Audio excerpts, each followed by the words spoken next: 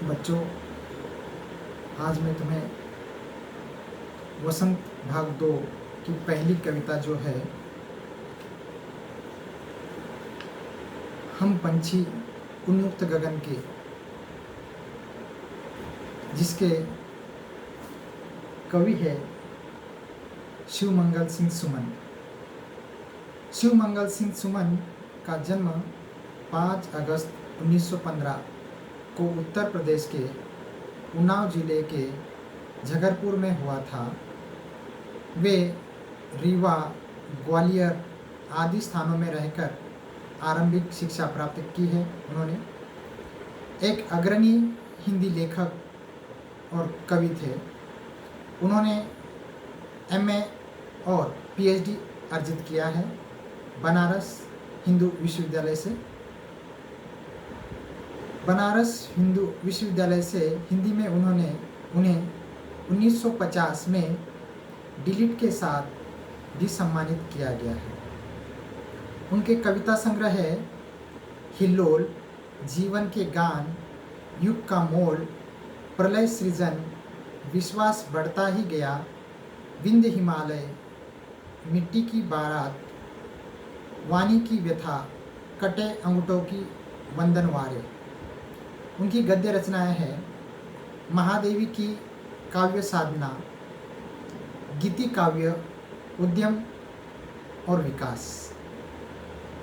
उनका नाटक है प्रकृति पुरुष कालिदास। उनको अनेक पुरस्कार और सम्मान से नवाजा गया है।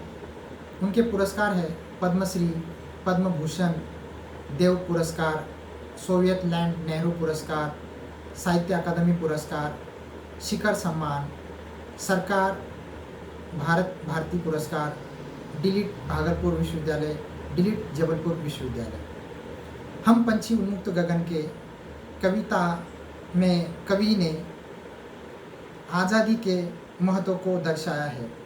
इसे कवि ने पिंजरे में बंद पक्षियों के माध्यम से दर्शाना चाहा है।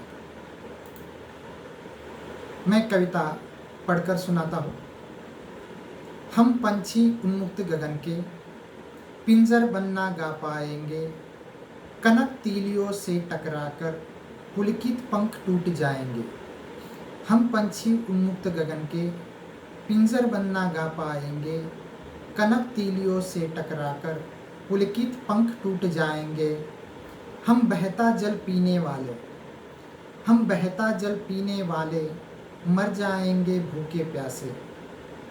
हम बहता जल पीने वाले, मर जाएंगे भूखे प्यासे।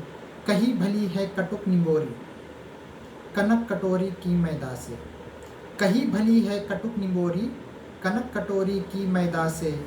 स्वर्ण श्रृंखला के बंधन में, स्वर्ण श्रृंखला के बंधन में अपनी गति उड़ान सब भूले। बस सपनों में देख रहे हैं, बस सपनों में देख रहे हैं, बस सपनों में देख रहे हैं, तरु की फुनगी पर के झूले। ऐसे थे अरमान की उड़ते, नीले नभ की सीमा पाने, लाल किरण सी चोच खोल चुगते अनार के दाने। होती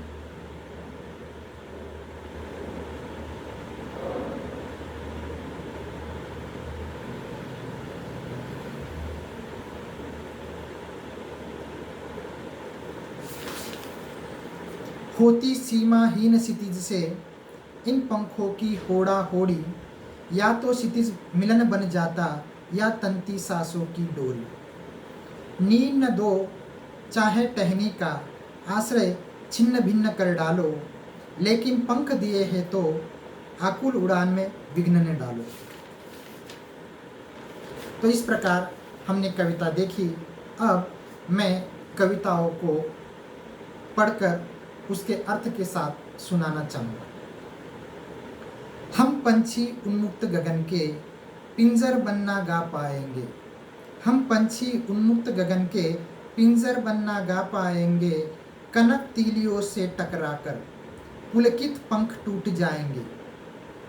इसमें पंछी पक्षी को कहा गया है, उसका समानार्थी शब्द है। उन्मुक्त, आज़ाद, गगन, आसमान, पिंजर बंद, पिंजरे में बंद होकर। कनक, कनक जो है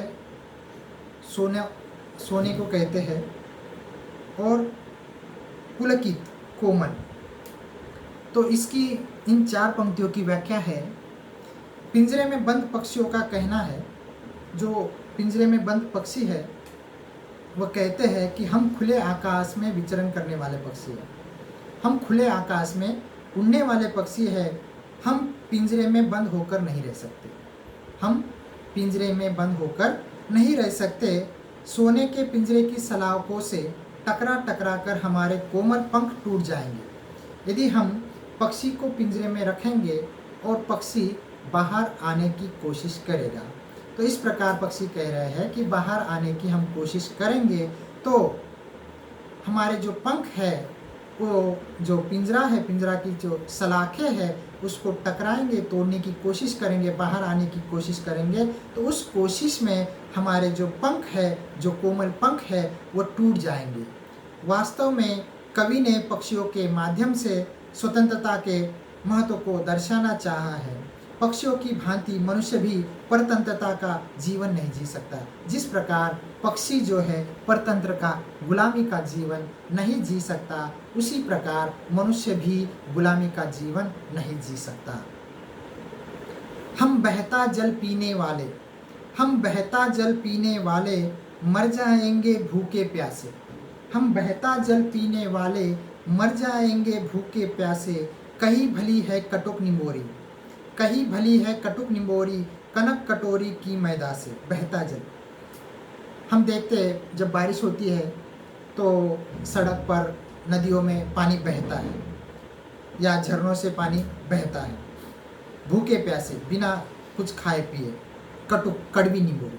आपने नीम का पेड़ देखा होगा, उसमें जो निम्बोरी, उसमें जो बी आता है, निम्बोरी आती है, वो कड़वी होती है। कटुक निम्बोरी, नीम का जो पेड़ है उसका फल।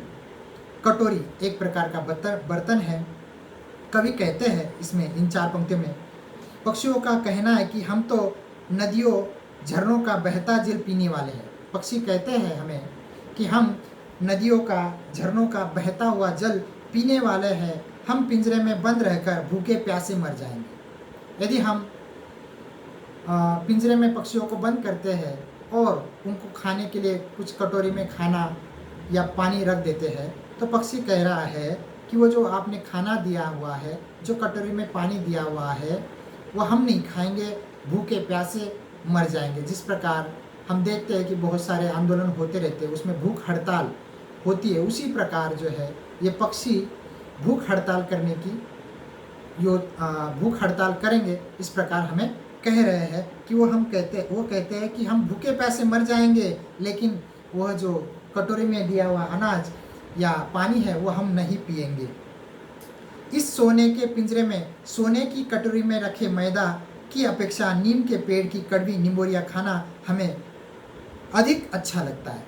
तो यहाँ पर वो जो पक्षी कह रहा है कि आपने जो कटोरी में मैदा रखा हुआ है, उस मैदा के अपेक्षा हमें जो नीम का पेड़ का जो फल है वो कड़वा होता है, लेकिन वह खाना हमें अच्छा लगता है, क्योंकि वहाँ पर हम स्वतंत्र होते हैं और हम जो चाहे वो खा सकते हैं। लेकिन गुलामी में आप कितना भी अच्छा खाना हमें देंगे, लेकिन हम उसे नहीं खाएंगे। वास्तव में पक्षी खुले वातावरण में घूम घूम कर, बहता जल पीकर और नीम की निमोरिया खाकर ही खुश रहते हैं। वो पिंजरे में बंद रहकर खुश नहीं है। इसलिए लेखक कहते हैं कि वास्तव में पक्षी जो है खुले वातावरण में वह घूम घूम कर बहता जल पीता है और नीम की निमोरिया खुश होकर खाता है। स्वर्ण श्रृंखला के बंधन में, स्वर्ण श्रृंखला के बंधन में अपनी गति उड़ान सब भूले। स्वर्ण श्रृंखला के बंधन में अपनी गति उड़ान सब भूले, बस सपनों में देख रहे हैं, बस सपनों में देख रहे हैं तरु की फुनगी पर के झूले। स्वर्ण श्रृंखला, सोने की सलाखों से निर्मित पिंजरा या सुख सुविधाएं, सोने के सलाखों से निर्मित पिंजरा या सुख सुविधाएं, बंधन बांध कर रखना, परतंत्रता, गुलामी। तरु, तरु का अर्थ है पेड़। फुनगी, पेड़ की जो टहनी का जो सिरा होता है, सबसे ऊपर की जो सिरा होता है उसको कहते हैं फुनगी। तो कवि इन 4 पंक्तियों में कह रहे हैं, पक्षियों के माध्यम से कवि कहता है कि सोने की सलाखों से निर्मित पिंजरे में रहकर तो हम अपने उड़ान और उसकी गति भूल गए हैं। तो पक्षी कह रहे हैं कि हम सोने की सलाखों का जो पिंजरा है, उस पिंजरे में रह रहकर हम अपनी उड़ान और गति भूल गए हैं। उड़ान और गति भूल गए हैं। अब तो केवल सपनों में ही यह सोचते हैं कि वे पेड़ की सबसे ऊंची चोटी पर झूले झूल रहे हैं। अब पक्षी पिंजरे में रह रहकर जो है उसको लगने लगा है कि वह उड़ने की जो क्षमता होती है और गति होती है वो भूल गया है, और वहाँ बैठे बैठे वह सपना देख रहा है कि पेड़ है, ऊंचा पेड़ है, उस ऊंचे पेड़ पर सबसे ऊंची जो टहनी है, उस टहनी पर वो झूला झूल रहा है। अगली पंक्तियाँ, ऐसे थे अरमान की उड़ते, नीले नभ की सीमा पाने, लाल किरण सी चोच खोल, चुगते तारक अनार के दाने। अरमान, इच्छा, रुचि, इच्छा, नभ, आकाश, आसमान, सीमा, हद, तारक अनार, तारे रूपी अनार के दाने। इन 4 पंक्तियों में कवि कह रहे हैं, पिंजरे में बंद पक्षी कहते हैं कि हमारी ऐसी इच्छा थी, वो जो पक्षी है उनकी ऐसी इच्छा थी कि उड़ते उड़ते नीले आकाश की सीमा को छू ले।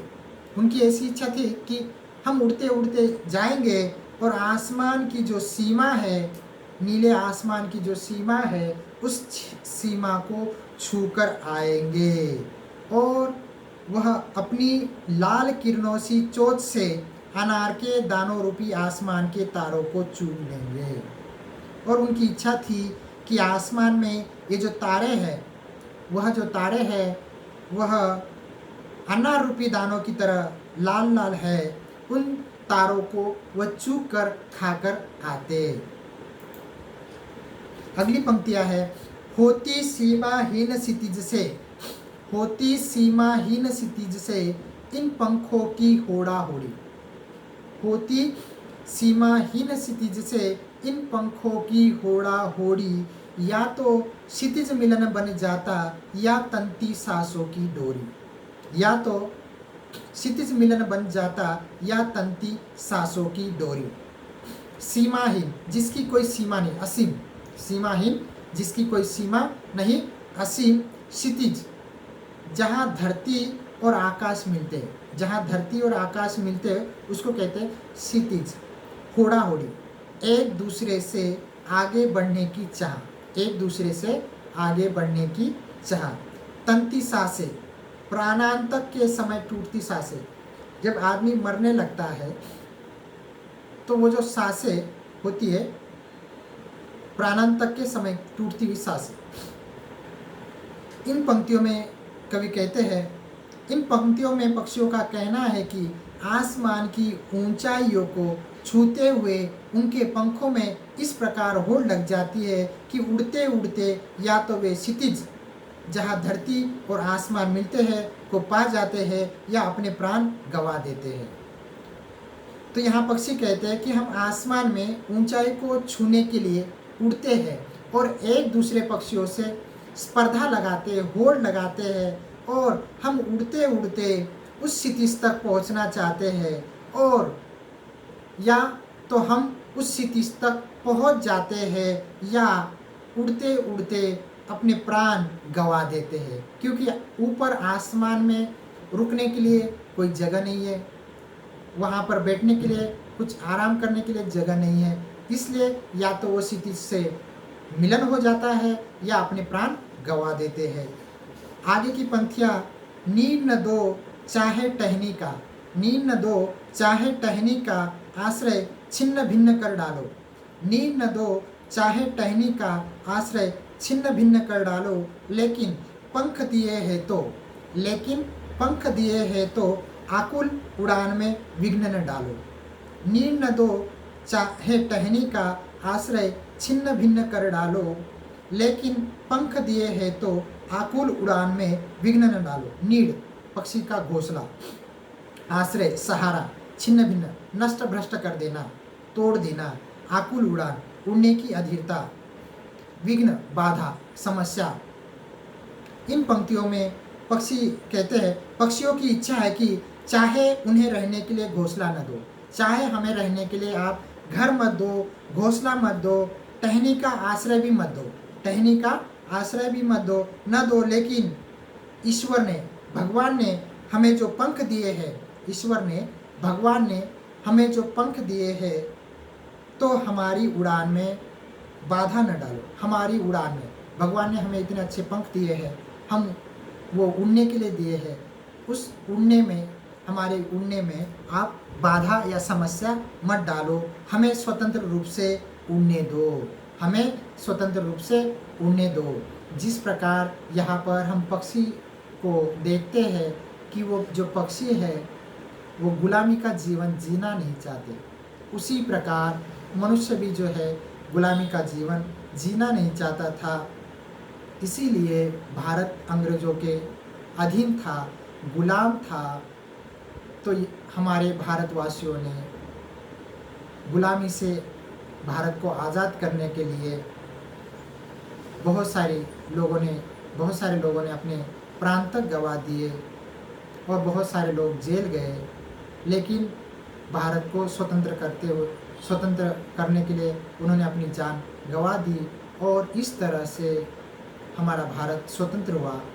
उसी प्रकार पक्षियों को भी हमें स्वतंत्र रहने देना चाहिए, उन्हें पिंजरे में बंद नहीं रखना चाहिए।